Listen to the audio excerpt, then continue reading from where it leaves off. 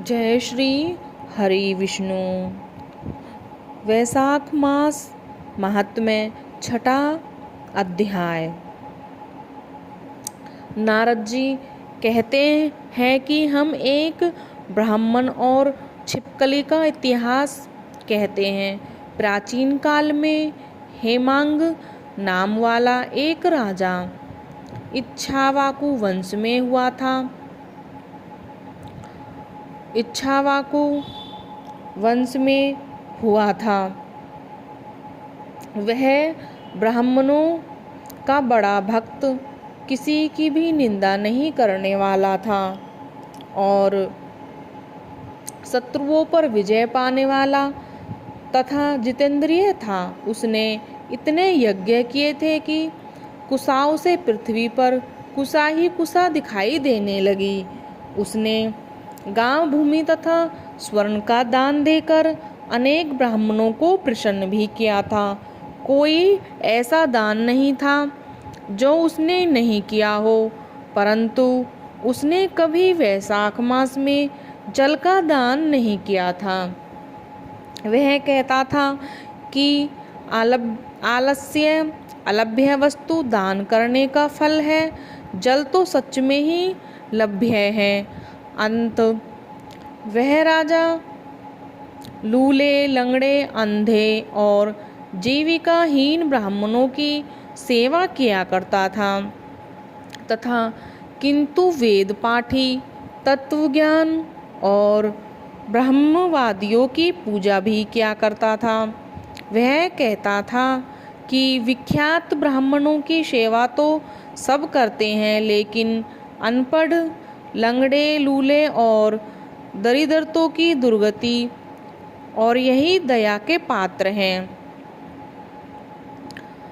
दलितों की दुर्गति के यही पात्र हैं। इस दोष के कारण उसने 3 जन्म तक चातक की योनि मिली, फिर 1 जन्म में गिद्ध बना, फिर 7 जन्म तक कुत्ते की योनि मिली, फिर एक जन्म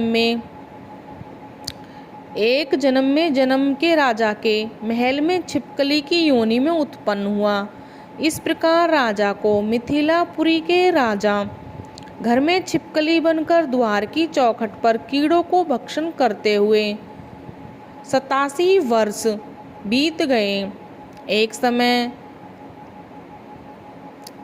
श्रुतदेव ऋषि भूखे प्यासे दोपहर के समय मार्ग में थके हुए मिथिलापति के घर आए। उसी को देख राजा ने खड़े होकर उनका बड़ा आदर सत्कार किया और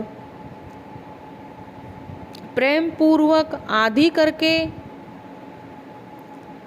उनका पूजन किया और उनके चरण धोकर अपने माथे पर उस जल का छिड़काव किया। उस जल की एक बूंद छिपकली पर जा गिरी और देवयोग से उस जल की एक ही बूंद पड़ते ही उसको अनेक योनियों के जन्म का ज्ञान हो गया और हाय हाय कहकर कहने लगा कि हे ब्राह्मण, मेरी रक्षा करो। छिपकली के ऐसे वचन सुनकर ब्राह्मण को बड़ा आश्चर्य हुआ और कहने लगा कि वह कौन है और क्यों इतना विलाप करता है। तू अपना सब वृतांत कह, तभी तेरा उद्धार करूँगा। ऋषि के ऐसे वचन सुनकर वह छिपकली कहने लगी कि ब्राह्मण, मैं इक्ष्वाकु कुल में उत्पन्न हुआ। मैं वेद शास्त्रों का ज्ञाता था। मैंने अनेकों गौदान और यज्ञ किए तथा बहुत से तालाब और कुआं बावड़ी बनवाए। अनेक दान भी किए थे और धर्म पूर्वक राज्य भी किया, तो मुझे स्वर्ग नहीं मिला। 3 जन्म तक चातक और 1 जन्म में मैं गिद्ध हुआ था। 7 जन्म कुत्ते और 1 योनि में रहा और अब इस छिपकली की योनि में हूँ। यह राजा आपका चरणोदक छिड़क रहा था तो उसकी एक बूंद गिर गई। मुझे पूर्व जन्मों का ज्ञान स्मरण हो गया और मेरे अनेकों पाप नाश हो गए। मुझे 26 जन्म तक छिपकली की ही योनि भुगतनी पड़ेगी। मैं इन जन्मों से डरता हूँ। अब आप कृपा करके कहिए, मेरी यह दशा कैसे हुई? ऋषि ने अपने ज्ञान द्वारा सब कुछ जान लिया और कहने लगा कि मैं तुम्हारी बुरी योनि का कारण जानता हूँ। तुम ध्यान देकर सुनो। तुमने भगवान के प्रिय वैशाख मास में कभी जलदान नहीं किया। तुमने जलजान यह समझ लिया कि यह तो बिना मूल्य ही मिलता है और धूप व मार्ग के प्यासे ब्राह्मणों को जल दान नहीं दिया। महात्माओं की अवज्ञा इस लोक और परलोक दोनों में दुखदायी है। सज्जन की पूजा ही धर्म, अर्थ, काम और मोक्ष देने वाली होती है। इस प्रकार बहुत से कर्तव्य को नहीं देखते। जैसे मंद आदमियों की संगति में, जैसे गंध आदमियों की संगति में कुछ फल नहीं मिलता, वैसे ही तीर्थ और मूर्तियों में भी तत्काल कुछ फल नहीं मिलता। परंतु महात्मा तो दर्शन मात्र से ही पवित्र कर देते हैं।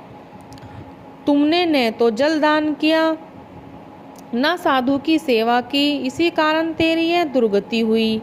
अब मैंने जो वैशाख में पुण्य किया है वह तेरे को दूंगा।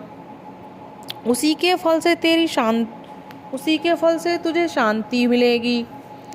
इससे तेरे भूत, भविष्य, वर्तमान तीनों कालों के कर्मों के संस्कार दूर हो जाएंगे। यह कहकर ऋषि ने जल को स्पर्श करके दिन का स्पर्श कर एक दिन वैशाख का स्नान कर फल उसको दिया। वैशाख का स्नान करके और स्नान का फल उसको दे दिया। जल के छींटे लगते ही वह सब पापों से मुक्त होकर दिव्य रूप हो गई।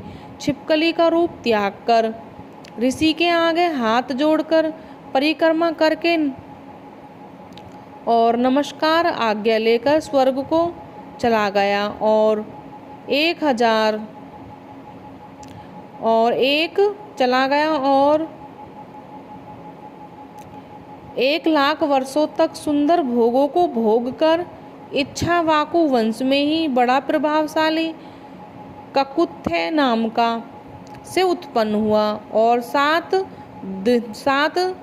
द्वीप पृथ्वी का राज्य करने लगा। जय श्री हरि विष्णु।